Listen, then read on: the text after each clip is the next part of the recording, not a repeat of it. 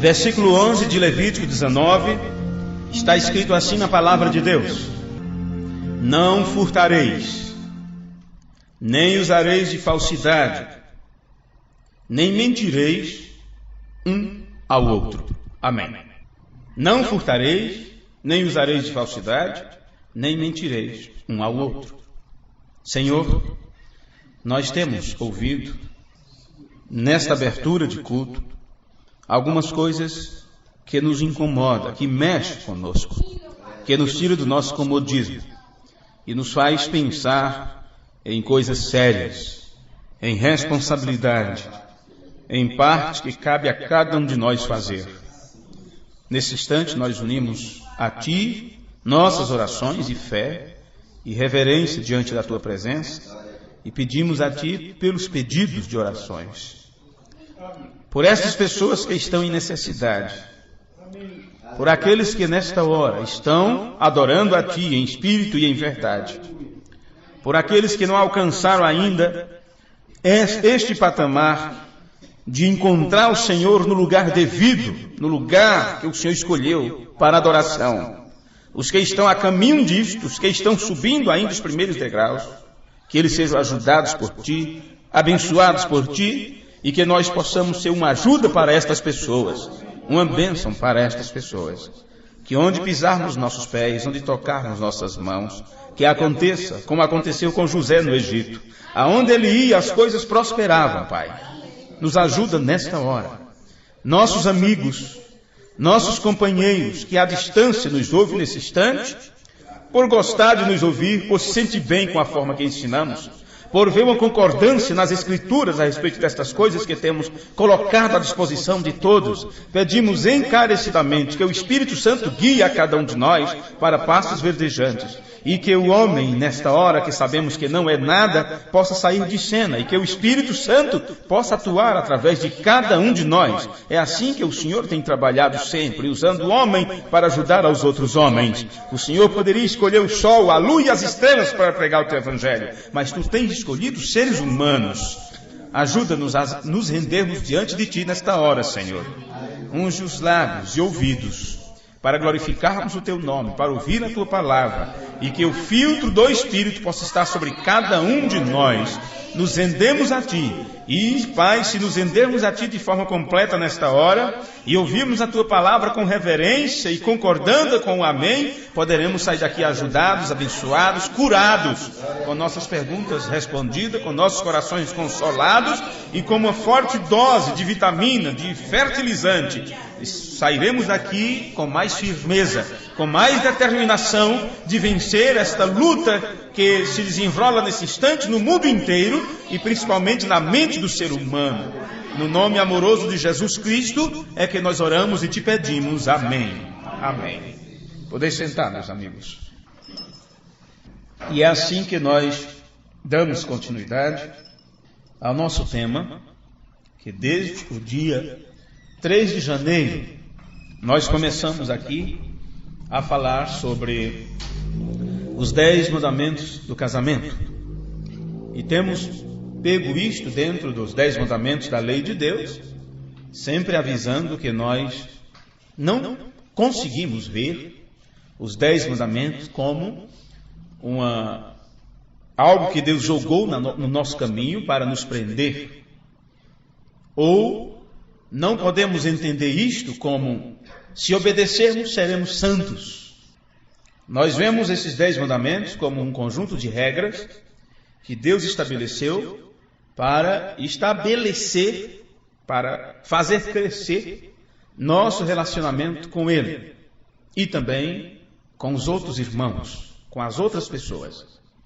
E uma vez que você traz isto para dentro do relacionamento, esses 10 mandamentos da lei de Deus foram colocados para guiar os casais, guiar os lares, dar estrutura para a família, e da mesma forma que se quebra os mandamentos para desobedecer a Deus, também se quebra os mandamentos para destruição do lar.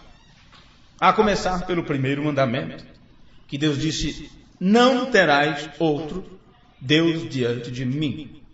Então, quando você coloca outra coisa diante de Deus e faz daquilo um ídolo, o irmão Brando diz que pode ser o trabalho, a casa, o cachorro, o carro, até mesmo a família, qualquer coisa que vem em primeiro lugar antes de Deus, aquilo é um ídolo e você estará quebrando os mandamentos. Está em Êxodo 20, não terás outros deuses diante de mim. Quando você pega esta mesma regra e aplica para o casamento, você encontra agora o mesmo princípio: tu não terás outro.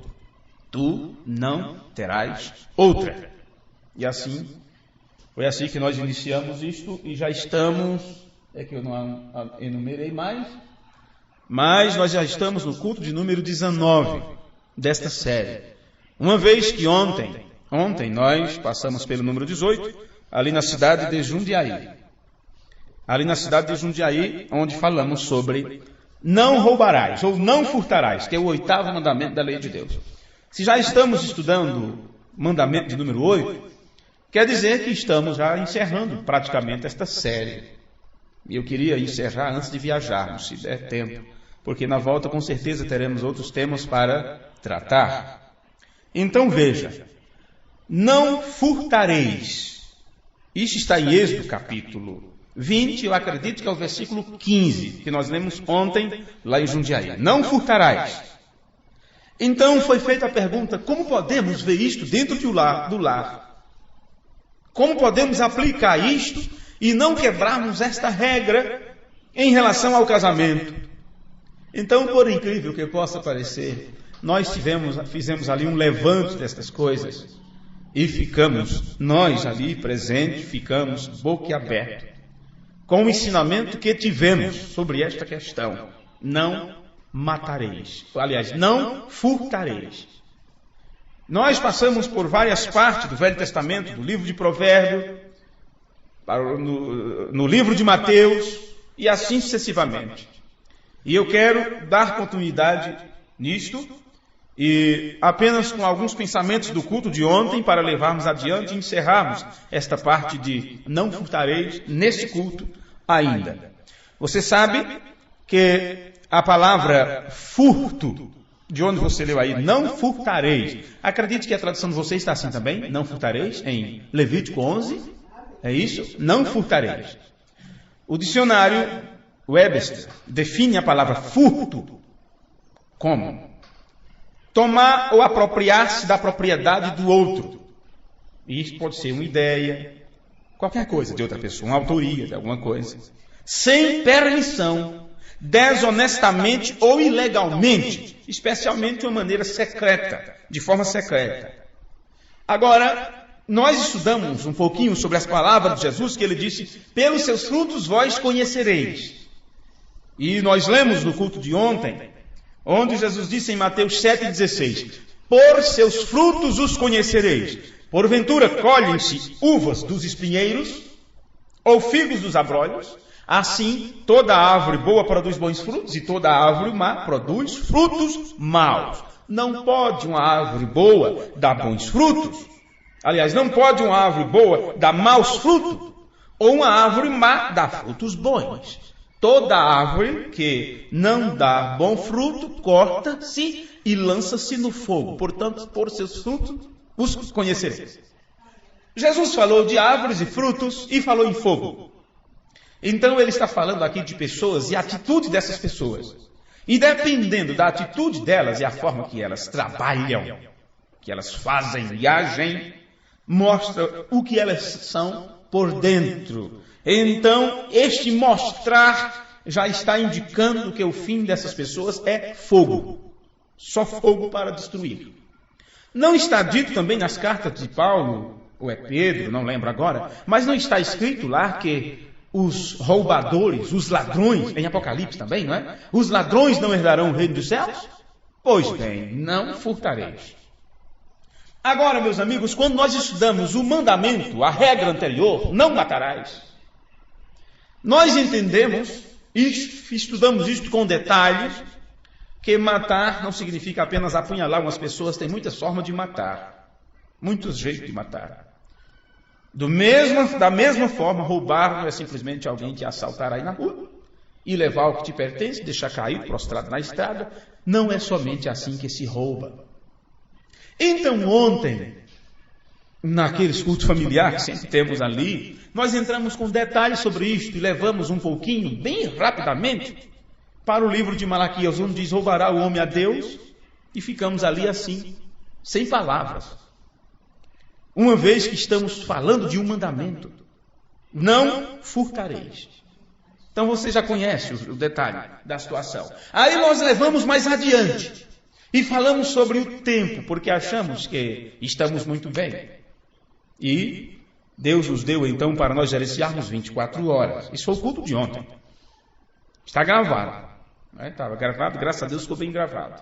Depois deixaremos à disposição, quando conseguirmos juntar tudo, no segundo MP3, no segundo conjunto de MP3 desta série. Entramos falando sobre a linha do tempo que Deus estabeleceu para nós, no período de dia, tido de 24 horas. E aí você tem 8 horas para trabalhar, você tem 8 horas para descansar, dificilmente você descansa 8 horas. Não é? Pelo menos o médico disse que você deve dormir pelo menos 6 horas. Eu não sei o que é dormir 6 horas. Faz muito tempo. Para mim, eu não sei o que é dormir 6 horas. Mas o médico diz: olha, 6 horas é bom para descansar o corpo. Mesmo assim, se você dormisse 6 horas, ainda restava 2 para descanso. Então você tem 8 horas para trabalhar, você tem 8 horas para descansar, e às 8 horas eu não sei o que fazemos com ela. Não sei. Então veja que dessas 24 horas, quantos minutos você tem a cada dia, a cada nascer e nascer do sol. Quanto tempo nós temos para a adoração, para o louvor, para a leitura, para a meditação, para estabelecer o lar, não é? O altar dentro de casa. E agora você percebe se você está roubando ou não, administrando erradamente ou não. Se os ladrões não herdarão o reino dos céus, e se você fazendo ao contrário do que está estabelecido, você estará quebrando o mandamento, eu não sei como entraremos na glória eterna como ladrões e salteadores. Foi complicado. O culto de ontem foi complicado. Foi complicado. Vou ouvir tudo de novo. Logo. Vê? E assim nós andamos por esses detalhes. Agora, se você é conhecido pelos seus frutos, então se uma pessoa furta, o que é que eles são? O furto ou roubo é apenas o produto. O produto, vamos dizer assim, é a consequência, né? A consequência. É o fruto, a atitude. Se Jesus disse: pelos seus frutos os conhecereis, então se alguém furta, o que esta pessoa é? Eu lembro quando eu fiz essa pergunta, meu Paulo gritou: é ladrão. Isso é correto. Então, a pergunta que devemos fazer é esta: uma pessoa furta e, portanto, ela é um ladrão? Ou esta pessoa é ladrão ou ladrona, seja o que for, e por isso furtou? Veja que volta àquela mesma questão do tempo quando estudamos os cultos sobre a divindade. Acredito, parte 42, 43, eu lembro. Não é? Era por ali. Diga-me, uma pessoa furta porque ela é ladrão? Ou esta pessoa é ladrão e por isto furta, por isto rouba? Eu gostaria de perguntar a você: que fruto ou que atributo poderemos reconhecer numa pessoa que furta? Em outras palavras, o furto não é o verdadeiro problema. O furto, o roubo, porque dizem que roubar é botar arma na tua cabeça, levar o que você tem, não é? Furtar é de forma escondida, você nem viu. Foram lá e levaram o que você tinha. Quando você olha, cadê? Furtou. Mas tudo é a mesma coisa. Tudo é tirar o que é do outro. Tudo é tirar o que é do outro. Então, o furto, o roubo, não é o verdadeiro assunto aqui. Não é o maior problema aqui. O problema está na natureza da pessoa.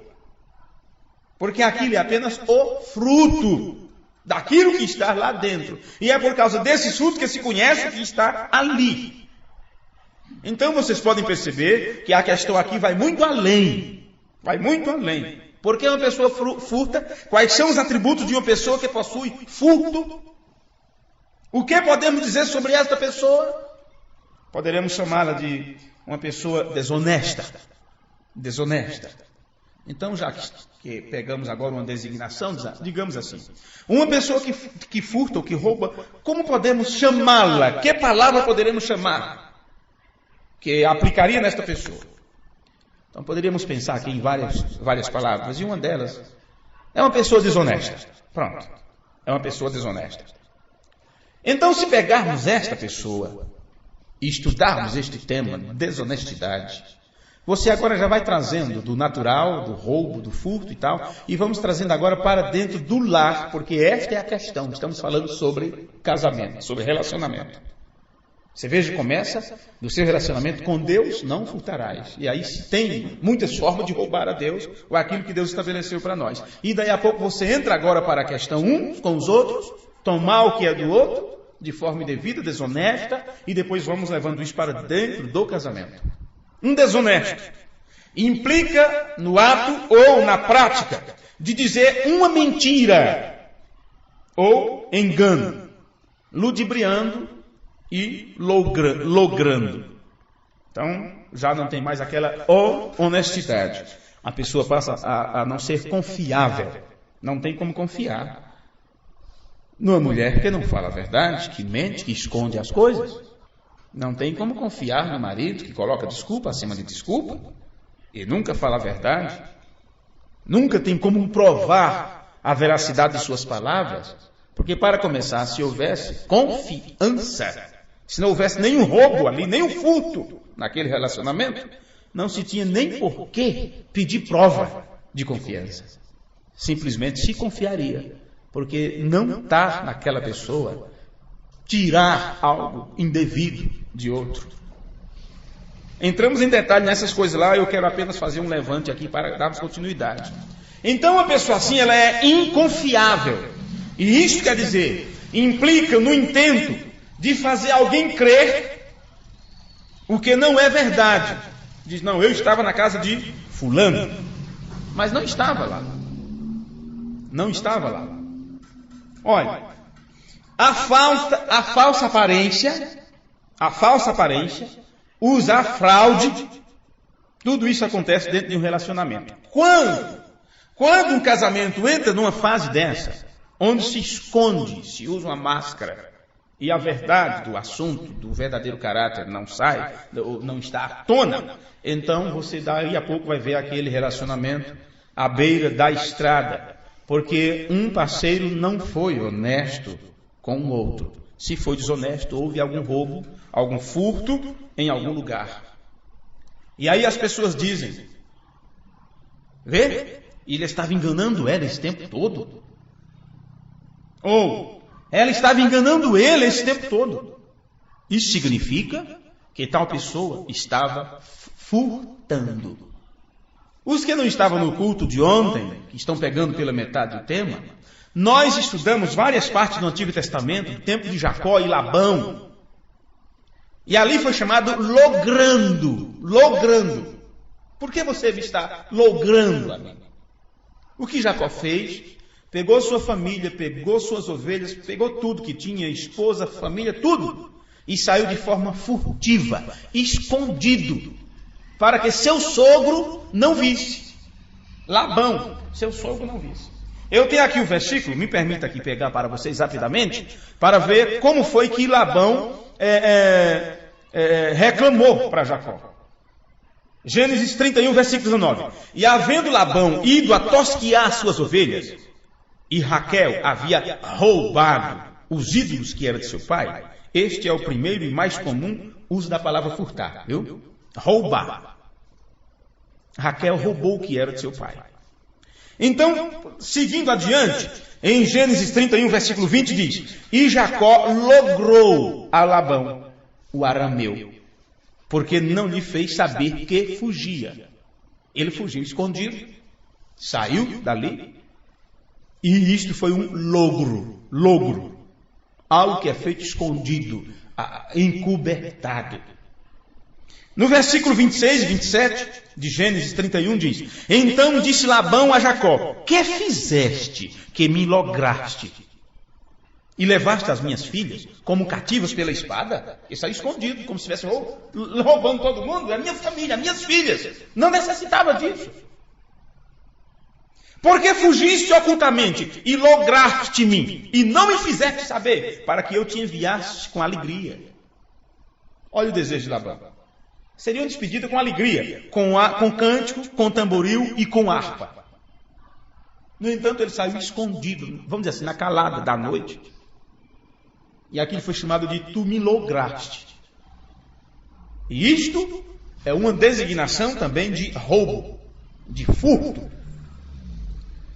Quando aplicamos isto para dentro do casamento, tudo que é feito desta forma, sem o consentimento da outra pessoa, é um roubo, é um logro, está me logrando, roubando, me privando de conhecer a verdade. Veja, então, prosseguindo aqui, nós agora vamos partir de onde paramos no culto de ontem, que nós lemos em Efésios capítulo 5, versículo 25. Eu gostaria que vocês que têm aí suas Bíblias pudessem acompanhar comigo esta parte. Porque quando um dos parceiros, vamos dizer assim, logra o outro, rouba ou de forma furtiva, age, faz, esconde, as pessoas depois que sabem dizem, ele estava enganando ela, ou ela estava enganando ele. O que é que significa isso? Estava furtando. Furtando o amor de mais alguém. Estava procurando a afeição em mais uma pessoa. A virtude de mais alguém. E escondendo isso da esposa ou escondendo isso do esposo. Mas, irmãos, existem outras maneiras de se enganar a esposa. Além da infidelidade, viu? Existem muitas formas. Porque talvez você diga, eu nunca fui infiel. Talvez a esposa diga, eu nunca pensei em outro homem, então não estou enquadrado nisto. Então entenda isto agora. Há muitas maneiras de enganar a esposa, há muitas maneiras de enganar o esposo, além da infidelidade. E isto é tão errado quanto aquilo. Vamos ler alguma coisa nas Escrituras. E, por favor, preste bem atenção nisso. Paulo qualifica esta afirmação aqui, Efésios capítulo 5, versículo 25. Ele diz, vós maridos, amai vossas mulheres, viu? Vós marido, amai vossas mulheres, da mesma forma como Cristo também amou a igreja e a si mesmo se entregou por ela. Ah, meu amigo. A palavra que você acabou de ler aqui, olha, da mesma forma, significa na mesma medida, na mesma proporção. Do mesmo jeito que Cristo amou a igreja. Então, na mesma medida, na mesma proporção que Cristo amou a igreja, você deve também amar sua esposa. Eu prometi às irmãs naqueles cultos que os homens iam apanhar um pouquinho. E elas sempre estão cobrando, cadê? Tudo é para cima de nós, cadê os homens? Não é? E não é só vocês aqui não, é pessoas de longe que ficam acompanhando, doido para o marido apanhar também. Ficar de orelha quente. Pois bem, da mesma forma que Cristo amou a igreja, você deve amar a sua esposa. E esta palavra aqui, da mesma forma, significa na mesma medida ou proporção. Então Paulo, ele qualifica esta afirmação no versículo 25, ou do versículo 25, no versículo 28 e o 29. Pule um pouquinho adiante, vá para o versículo 28 de Efésios 5. Veja bem. Assim devem os maridos amar as suas próprias mulheres. Não é a mulher dos outros, não é a mulher do vizinho, não é a grama do vizinho que é mais verde, que é mais alta, é a sua. É a sua. Assim devem os maridos amar as suas próprias mulheres, como? Está vendo essa palavra aqui? Como? A seus próprios corpos. Quem ama a sua mulher, ama-se a si mesmo. Porque nunca ninguém odiou a sua própria carne, antes a alimenta e sustenta, como também o Senhor a igreja. Então aqui estamos vendo aqui. Aqui está a mulher E aqui está o marido. E você ama a si próprio, você ama a sua carne, você cuida da sua carne, procura alimentar e sustentar. Você sabe que um saco vazio não para de pé, não é assim? Então o que é que você faz? Cuida do seu corpo, cuida da sua saúde. Você quer estar bem, enquanto seu coração estiver batendo, você está lutando por uma vida melhor. Então, do mesmo jeito, assim como você cuida do seu corpo, então você terá que também cuidar da sua esposa, alimentando-a para que ela possa crescer. Agora, se você não ama a si mesmo, como é que você vai ter amor para dar? Ninguém dá aquilo que não tem. Não. Se você não tem amor nem para si mesmo, como é que você vai amar as outras pessoas? É esta a questão que você encontra os barcos afundando, olha lá pro fundo do abismo. Porque a moça já não suporta mais o pai, já não suporta mais aquela vida e quer voar um pouco, quer um trampolim e acha que o casamento seria um trampolim para dali e dar um pulo para outro lado, se livrar do jugo de pai, de família, de igreja, seja o que for. Porque uma vez que casou, está de maioridade, vai tomar conta do seu próprio nariz. Então uma pessoa dessa é infeliz, não está incompleta. E jamais fará outra pessoa feliz, jamais será feliz com outra pessoa. Esta é a verdade. Isto é praxe, isto é lógica pura. Você não pode esperar de um cachorro coice. Não, você vai esperar dele mordida. Mas de um cavalo ruim, você vai esperar coice, né? Mas eles mordem também. Eles também mordem. Mas cada um vai ter que dar o que tem. Você só pode dar amor se você tiver amor para dar. E você, para ter amor para dar, você tem que ter suficiente para você e para outra pessoa. Aquilo tem que transbordar para outra pessoa. Você não ama e fica vazio sem amor. Vê? Agora, a não ser que o homem não ame a si mesmo, não cuide de si próprio, se entregue, não é para a vida, se entregue para a morte. Aí ele não tem amor nem para ele mesmo. Infeliz da mulher casar com um homem desse, que não tem amor próprio. Não tem amor próprio. Jamais terá amor para ela. Jamais terá responsabilidade com ela. Porque ele não tem responsabilidade nem consigo mesmo, nem com a sua alma. Ele está preocupado? Não, a teve, já foi, acabou. Já conquistou, acabou. Fazer mais o quê? Observe. Assim devem os maridos amar suas próprias mulheres como a seus próprios corpos. Quem ama a sua mulher, ama-se a si mesmo, porque nunca ninguém odiou a sua própria carne. Antes, alimenta e sustenta. Então, olha, é o que você tem que fazer com a esposa. Alimentar e sustentar. E se você não fizer essas duas coisas, você estará roubando a parte que é dela, porque você prometeu fazer isso. Cuidado. E Paulo termina, como também o Senhor a igreja. Então você observa que Paulo está nos dizendo que se você ama a sua esposa corretamente, você amará ela tanto quanto ou na mesma medida como você ama a si próprio, como você ama a si mesmo. Então ele nos diz que se nós amamos, nós sustentaremos e estimaremos. E vocês, percebam comigo uma coisa aqui. Ele disse, sustenta, alimenta e sustenta. Vamos olhar um pouquinho aqui o que é esta palavra sustentar. Eu poderia simplesmente, nesse culto, seguir adiante e deixar essa parte de lado, porque uma parte disso ficou na gravação de ontem. Mas eu sinto de entrar nisto outra vez, uma vez que estamos falando a um público maior, pessoas à distância. Então deve ter um motivo para falar isso de novo hoje. Quem ouviu ontem aprenderá mais um pouco. Veja que Paulo disse sustenta, alimenta e sustenta. E sustentar significa isto, olha. Encorajar o desenvolvimento. Leve tudo isso. Pense na mulher agora, viu? Pense na mulher. Encorajar o desenvolvimento. Patronizar. Não é padronizar, não. Fazer da mulher estabelecer o seu padrão. Querer mudar a natureza dela, o jeito dela, o gosto dela, tudo dela, para ser do jeito que você quer. Porque se você tem a Bíblia que diz assim, a mulher não tem poder sobre o seu próprio corpo, o marido que tem, mas também diz a mesma coisa da mulher. O marido não tem poder sobre o seu próprio corpo, a mulher que tem. Aqui estamos falando de patrão, patronizar. que você gerencia, você cuida, sabe que aqueles empregados estão na sua responsabilidade e eles têm famílias, eles têm saúde para cuidar de filhos, têm alimento, têm roupa, têm calçado, têm tudo. Eles precisam de descanso, eles precisam estar alimentados para poder trabalhar bem, para poder sua empresa crescer. Estamos falando agora de quem? De alguém que é dependente teu, tua família, mas estamos falando principalmente da esposa.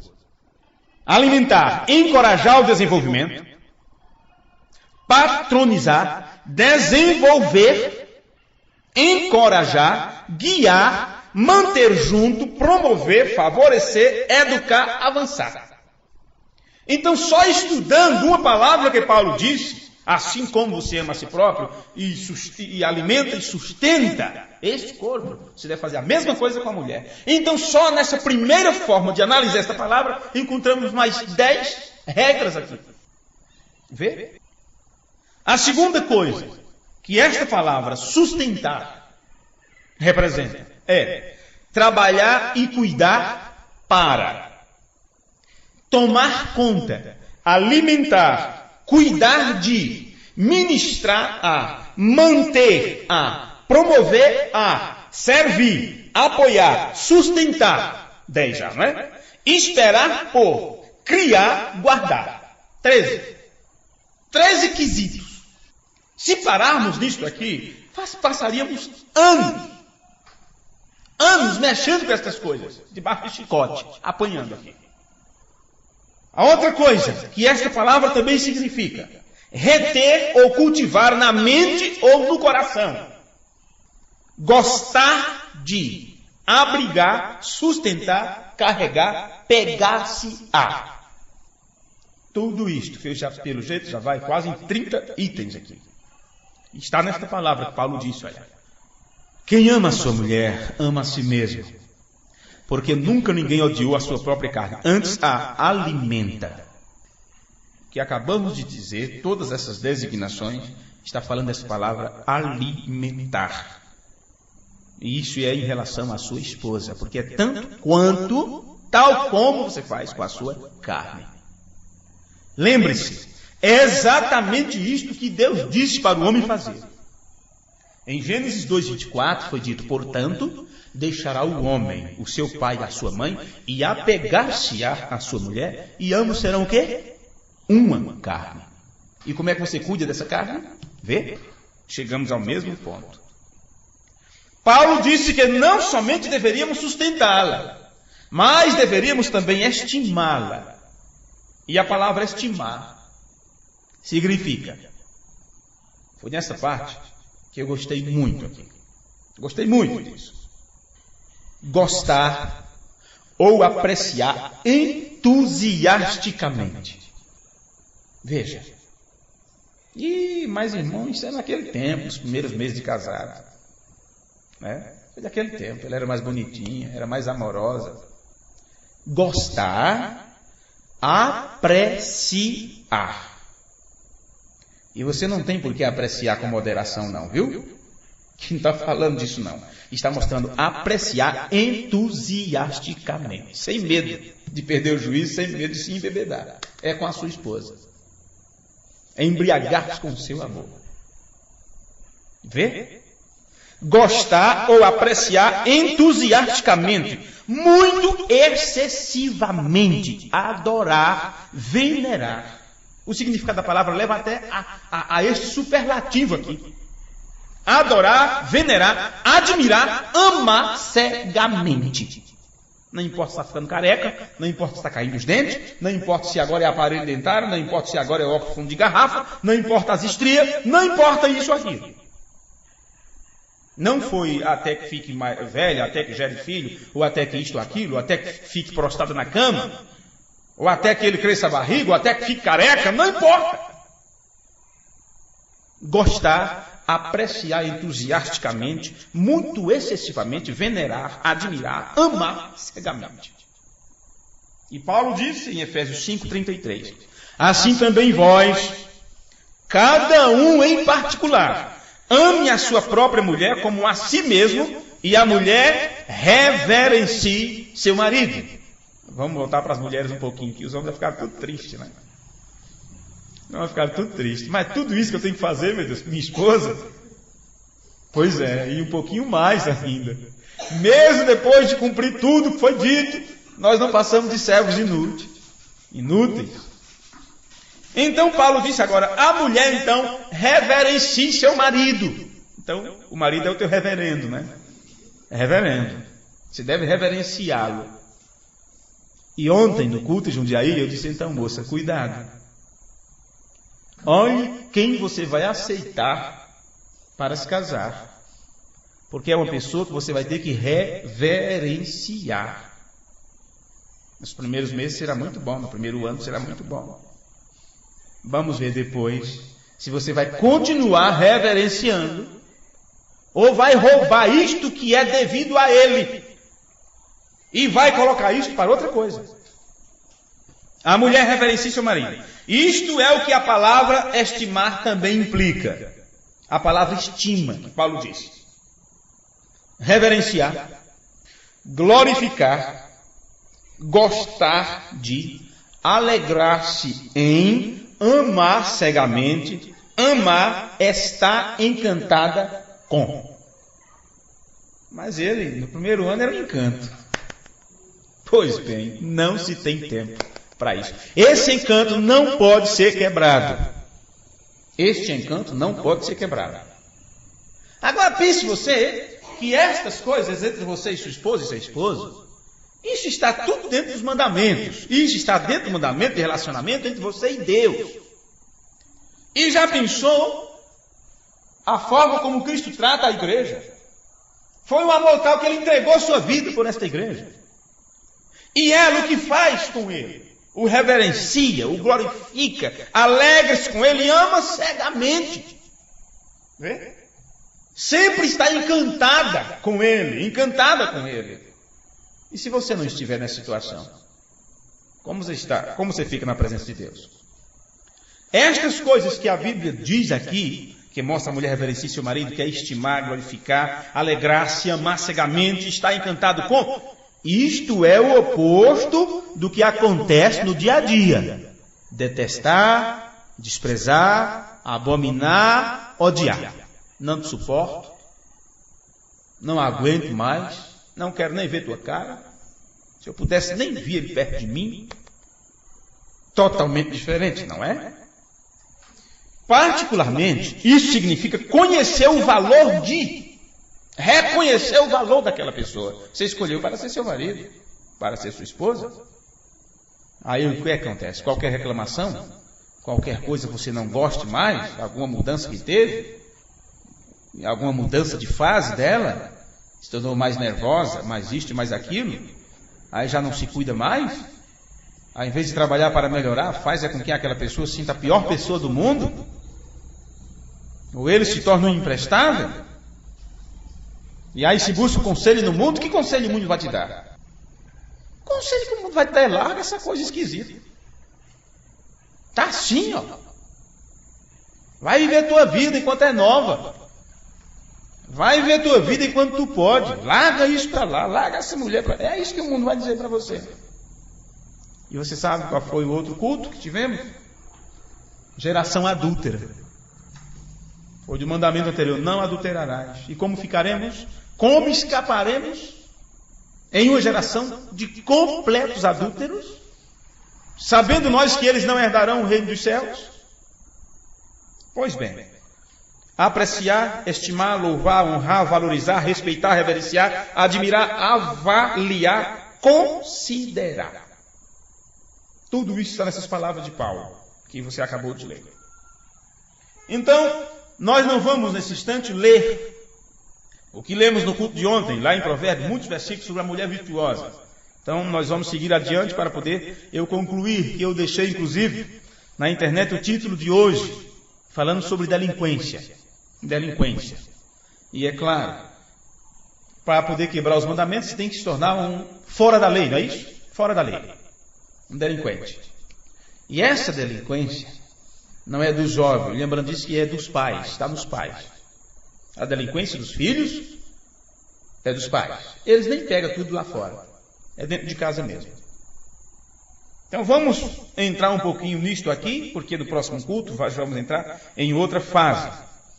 O oposto de estimar é menosprezar, sentir desdém, desdenhar, desprezar. Mas, de forma mais particular, estimar é sentir profundo e devotado amor, adorar, carregar uma tocha por.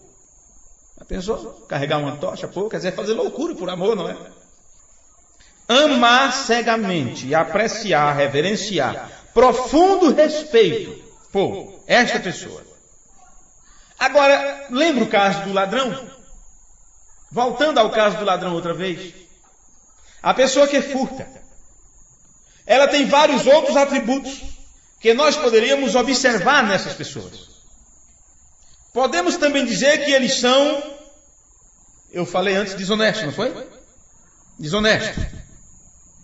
Então poderíamos dizer que essas pessoas são inconfiáveis. Você não pode confiar. Não pode sair da sua presença. Você diz, sei lá, o que vai aprontar? Que é isso, neguinho, está no trabalho. O que? É lá mesmo o problema. O que é que o irmão Branham disse? Já pensou? Eu saio para viajar, e se na saída eu dissesse para minha esposa, querido, olha, eu vou passar aí tempo fora. Cuidado. Não fica aí olhando pela janela, com gracinha para outros, não, viu? E ele disse, que tal se ela também me segurasse pelo colarinho e dissesse, e você por essas viagens, cuidado. Disse, não acontece isso.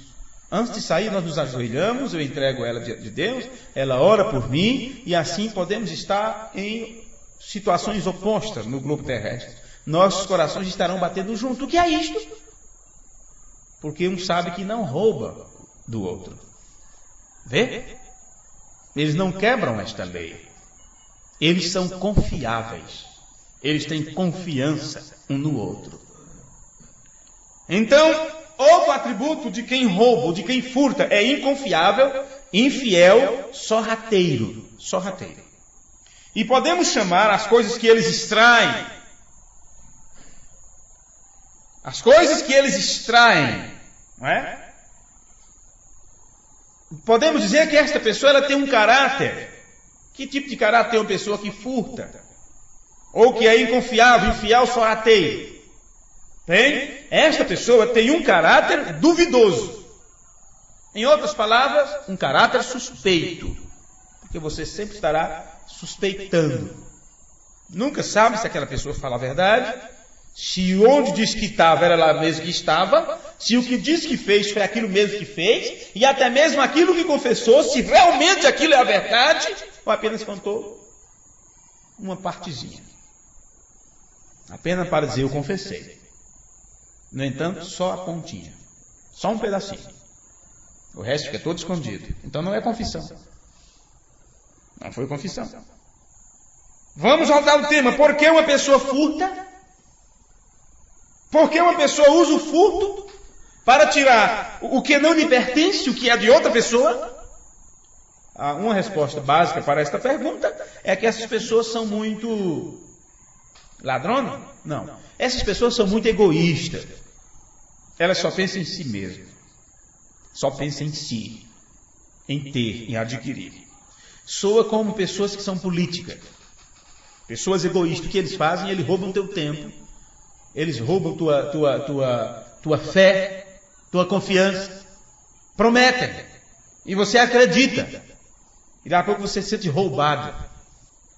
O egoísmo no casamento é um dos maiores fatores contribuintes, que contribui, que atrapalha o desenvolvimento de qualquer casamento.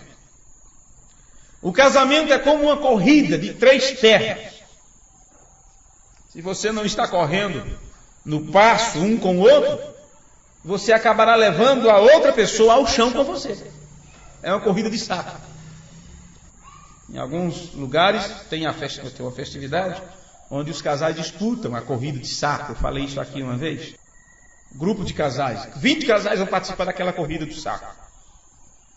E aí coloca o pé direito dentro do saco, o outro coloca o pé esquerdo. E vão correr. Segura na boca do saco e vão correr, com aquela fila. Quem vai alcançar? Quem vai chegar primeiro? Quem vai chegar do outro lado sem cair? O casal que conseguir controlar o passo, andar no mesmo ritmo. Porque se um vai para frente, o outro vai com o pé para trás, mas não dá 3 passos. Tem deles na arrancada já vira canasca. Não sei. Mas tem casais que já treinam isso em casa, treinam constantemente. Não deixa para tentar andar no ritmo quando vê os problemas. Eles treinam antes. Treinamento. Eles treinam antes. Quando chega na hora da prova, eles conseguem andar no mesmo ritmo, em combinação, em respeito. Mesmo com lágrimas, com dores, com feridas. Mas eles conseguem andar no ritmo porque é hora da prova. Agora, a propaganda de hoje é: faça isso do seu jeito. Não liga para ele não, não liga para ela não. E você terá que vir por um novo caminho, completamente como criança, e deixar de lado a outra metade do seu casamento. E você acha que pode ir sozinho, pode chegar em casa sozinho, pode caminhar sozinho e deixar outra pessoa. Você estando bem, ok. Não importa se ela chora, não importa se ele está reclamando, não importa se ela diz assim não gosto, assim não me faz bem. Porque tem que ser do jeito que você acha que deve ser, do jeito que você quer que seja. Pode não estar bem com outra pessoa. Foi uma pergunta que teve, deixa-me citar isso aqui outra vez, como citei no culto de ontem. Uma das perguntas que tivemos ali naquela reunião, e eu pensei 2, 3, 4, 5 vezes para responder aquela pergunta, inclusive citaram meu nome, se eu não queria ir lá na frente responder, mas eu digo, deixo outros também responderem. Mas a pergunta foi, olha, temos um problema e tal. O Antônio estava, o Antônio participou disso. O que fazer com a esposa que há muito tempo ela se nega, né? Ela se nega a sua responsabilidade de mulher para o seu marido há meses, 3 meses, 4 meses, 5 meses. Bem, a culpa toda era a esposa que estava roubando o bicho do marido. Puxa, é muito fácil, não é? Muito fácil vermos essas coisas. Quero ver procurar o motivo que a leva a isso. Às vezes o homem é tão bruto, é tão sem noção, é tão sem instrução, que ele pensa que daquela forma está boa, está bem, e para ele está sendo um suplício, um calvário, desconforto, dor. Porém, são casais que fazem, mas não falam sobre o que fazem. Praticam, mas não têm coragem de conversar sobre o que praticam. É como se fosse pecado falar e não fazer. Poderíamos abranger, olha. Isso vai longe. Isso vai longe. Vai longe. Ok. Mas quando tanto ele está roubando, como ela também é outra ladrona. Vê?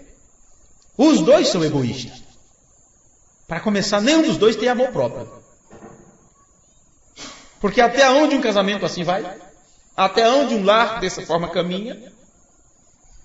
E você encontra dessa forma muitas pessoas desse jeito, muitos casais assim, e casamentos assim eles nunca funcionam. Sempre vai existir uma base de ressentimento um contra o outro.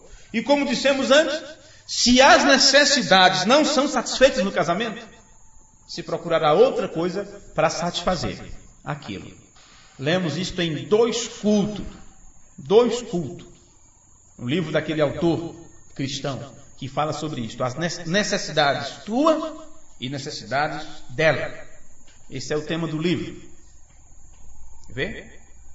Aí, ele diz, se a necessidade de um cônjuge não está sendo satisfeita, então é uma grande porcentagem aquele que está sendo defraudado e procurar satisfazer fora ou com outra pessoa. Então nós pegamos isto e analisamos a fundo em um dos cultos. Então este é o motivo para se quebrar uma regra do estabelecimento do relacionamento. Porém, se fosse apenas isso, teríamos uma explicação para tudo. Porém, não é apenas isso. Será que quando acontece é porque as necessidades não estão sendo supridas? Porque se for assim, cada vez que você quebra um dos mandamentos, é porque Deus está falhando com você. Cada vez que a mulher procurar outro que não é seu marido, é porque ele não está a satisfazendo.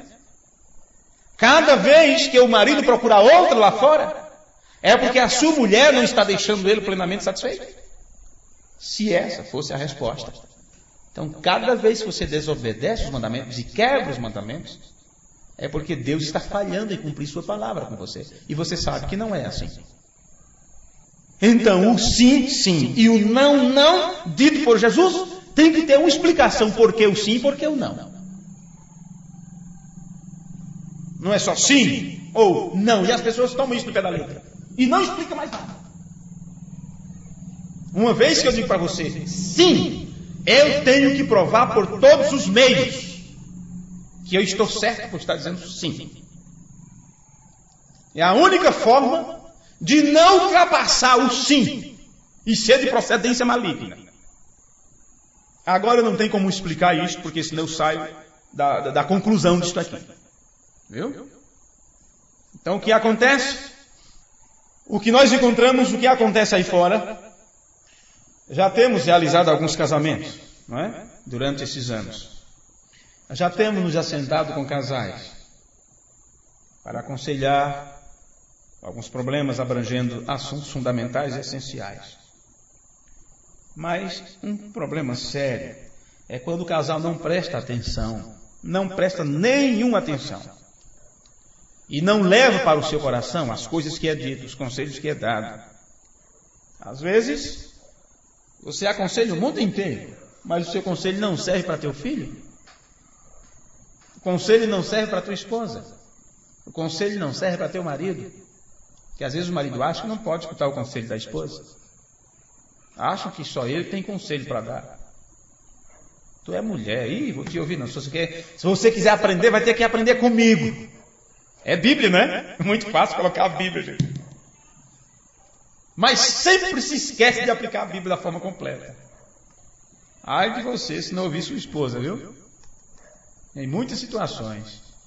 E ai de você se ouvir a sua esposa em outras situações também. Você tem que ter equilíbrio. Você tem que ter equilíbrio. Veja você durante toda a sua vida. Quantas vezes você se deu mal por não ter escutado o conselho da mulher?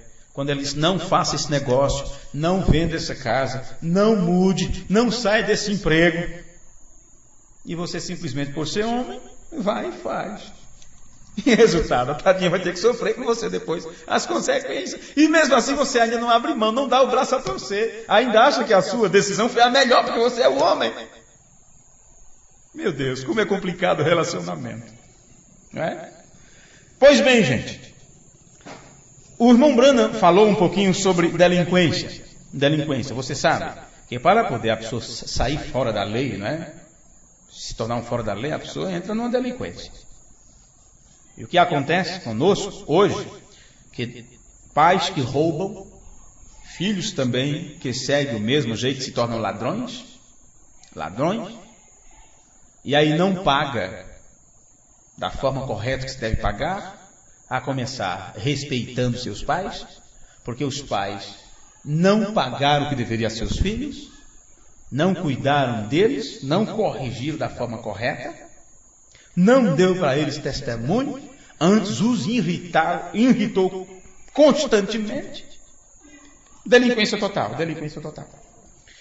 Então você encontra casais que têm tido um caso ruim de egoísmo em seus casamentos, e isto começa exato no momento quando o homem e a mulher procuram caminhos alternativos. Caminhos alternativos que não é estabelecer o lar. E nos dias que nós vivemos, a tendência é essa. É você ter tempo para cuidar das coisas dos outros, menos do seu próprio lar. Porque a situação que chega ao mundo é que por mais que o marido ganhe, não é suficiente para pagar as dívidas. Então a mulher tem que entrar também no mercado de trabalho, para também ter o seu dinheiro, que o marido está tão preocupado com cimento, com arroz, com feijão, que se esquece das coisas básicas que a esposa necessita. E assim vai. E este mau atributo de egoísmo do marido não somente estraga o casamento, mas finalmente destrói os seus filhos também. Só que você não percebe enquanto eles estão pequenos. Só quando eles vão crescendo. A fim de ter uma renda extra, as mamães decidiram conseguir também um trabalho para ajudar na renda familiar, para pagar as dívidas, para cobrir a despesa, enquanto os nossos filhos vão para as escolas por si mesmos, chegam em casa, não tem alguém para lhe esperar, olhar seus cadernos, olhar seus defeitos de casa, dar um conselho sobre isto e aquilo, acompanhar como é que está na escola, como é que está com seus amigos, com suas amigas, e os filhos então começarão a sair com outros que não têm nada a ver com a estrutura familiar, começaram a sair com pessoas erradas, a receber influência de fora, e traz isso para dentro de casa que você já não tem, você já não consegue ter aquela influência. A tendência, o mundo está nessa situação. E antes que você saiba, antes que você se dê conta das coisas, a família inteira sai da igreja. Os filhos saem da igreja. E você até mesmo se perguntaria, depois de um tempo lá na frente, se alguma vez essas pessoas creram na mensagem. Se esses filhos alguma vez foram da mensagem. Complicado. Vamos ver o que o irmão Branham diz no sermão. Deus mantém todos os seus desígnios. Essa mensagem foi pregada dia 18 de abril de 1964. Eu acredito que possa ser a mesma mensagem. Deus cumpre todos os seus compromissos. Porque tem esta mensagem, e agora eu confundo, não sei se é a mesma. Porém, eu vou dizer a data, porque algumas pessoas sempre conferem para ver, poderão ver se é a mesma ou se é a mensagem diferente. 18 de abril de 1964, parágrafo 59. Deus mantém todos os seus desígnios. Irmão Branham disse, sabe, um monte de vezes pensamos sobre a delinquência juvenil. Eu acho que o monte inteiro disto é de origem delinquente. As crianças haviam sido ensinadas a orar. Está lembrado? Quando ele pequenininho, papai do céu, pai nosso que está no céu. Né? E a gente, olha que bonitinho, que gracinha de joelho. Chama o grandão aí, o trangolão, 14, 15, 16 anos. Diga, dê graça agora na hora da comida. Eles não sabem o que falar. Eles não sabem orar. Eles não sabem como dirigir uma oração a Deus. Então, apenas pense nisso, a lógica. Você acha que alguma vez eles oram? Acha que alguma vez eles se ajoelham em seus quartos de dormir e fazem uma oração a Deus? E pedem por si mesmo, por seus pais, ou seja o que for? Alguma vez elevaram o pensamento a Deus, pediram perdão por algum deslize, por alguma coisa, pediram ajuda? Você acha isto? Quer saber se eles oram? Quer saber se eles têm afinidade com Deus? Afinidade. Tem outro nome também que diz, como é? De proximidade. Como é que é, meu Deus do céu? Não sei, me ajudem aí se vocês conseguirem pensar. Não é proximidade, intimidade, algo assim. Você vai perceber se essas pessoas têm intimidade com Deus. É que eles não sabem se dirigir a Deus em oração. Significa que para estas pessoas, Deus está muito distante, inalcançável. É como se não fosse para mim. Vir à igreja é fácil, cantar é fácil, tocar é fácil, fazer todo o trabalho é fácil. A afinidade, a aproximação com Deus, não tem. Não tem. São pródigos dentro de casa. Filhos pródigos que nunca saíram de casa. E hoje, para sair de casa, não precisa sair da porta para fora. Não precisa ir atrás de bolotas de porco lá fora. O irmão Bruno vai explicar aqui. Eu acho que o monte inteiro disto é de origem delinquente. As crianças haviam sido ensinadas a orar e servir a Deus. Ao invés da mãe sair em algum lugar para um grupo de trabalho, em seu grupo de baralho religioso, Sabe? Os encontrozinhos que se tem.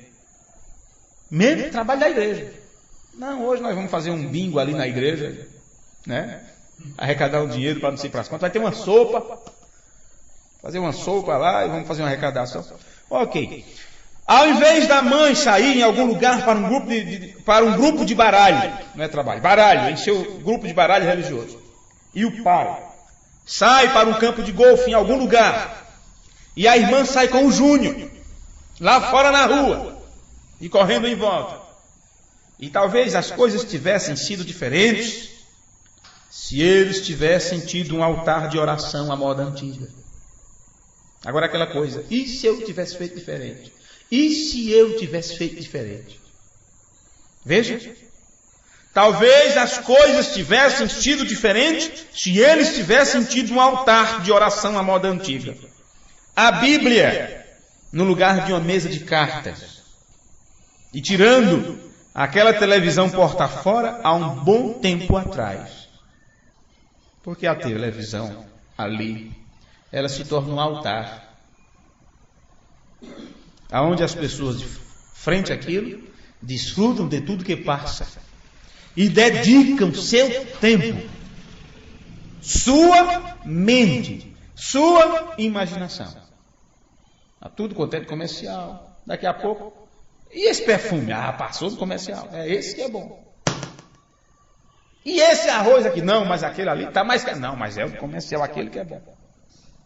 E aí vai a roupa, vai a moda, vai isso, vai aquilo, vai a resposta.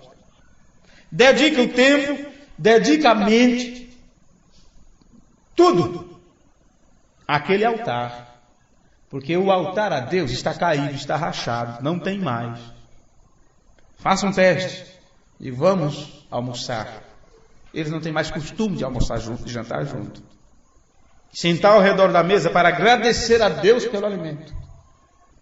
Isso está se esvaindo. Vamos ler. Isso pode ter sido um destino totalmente diferente. Vocês todos se acostumaram a estarem errados para ir aos filmes. O diabo põe isto bem em cima de nós. Ele trouxe isto para bem dentro de nossa casa. Para que você se torne um ladrão. Para que você furte e roube. A dedicação e o tempo deveria ser a Deus. Você diz, não, mas eu controlo. Eu controlo. Não, isso eu faço, isso eu não faço. Então, veja, observe como é que você controla. Você se assenta para assistir um jornal. E ali você passa 40 minutos vendo tudo quanto é de notícia, tudo quanto é de coisa ruim que acontece no mundo. Aí depois, pega a velha Bíblia, né? Já enferrujada, a espada já enferrujada. Aí pega lá, aí coloca, aí ajeita os óculos, e aquela coisa, e a letra embaralha. Já está dormindo. O irmão Antônio estava quando contaram a história lá do rapaz preguiçoso para a oração? Eu lembrei agora. Tu estava? Sim. Acho que foi o irmão Arruda que contou, não foi? O moço ia orar, porém ele estava tão cansado, entrava no seu quarto, mas se ajoelhava. E dizia, Senhor, muito obrigado pelo dia, pelo trabalho que tu me deste, as coisas que eu realizei, o livramento e tudo. O Senhor sabe que eu estou muito agradecido, mas estou tão cansado, e amém. Aí mal se levantava e ia para a cama. E assim ele foi indo, passou o tempo, esse moço cansou. Já não se ajoelhava mais, o joelho já estava, sentava na cama, e ele mesmo fazia oração e bem, dormia. Depois ele ficou cansado de fazer essa oração, porque tinha que pensar nas palavras. Ele, peraí, pegou o papel e escreveu a oração, escreveu a reza, né? A reza, escreveu, Papai do céu, isto e aquilo e tal, escreveu a oração. Aí pronto, na hora de dormir ele só pegava ali mesmo, já sentado na cama, o lençol já da cintura para baixo, era só aí pegava e lia, e Senhor, e obrigado por tudo, e tal, e tal, e tal, e amém, pronto. E levou um tempo lendo a oração. Depois, ele cansou de estar segurando o papel, escreveu a oração no teto, na laje, escreveu tudinho. Aí ali deitava, agora sim. Olhava para o teto e começava a rezar, a orar. Senhor, obrigado, e tal, e tal, e tal, e assim ia. Aí depois dormia. E passou um tempo, daqui a pouco ele cansou de estar olhando aquilo. Chegou um momento que ele se deitava e disse: Senhor, dá uma olhadinha ali. Está tudo ali já.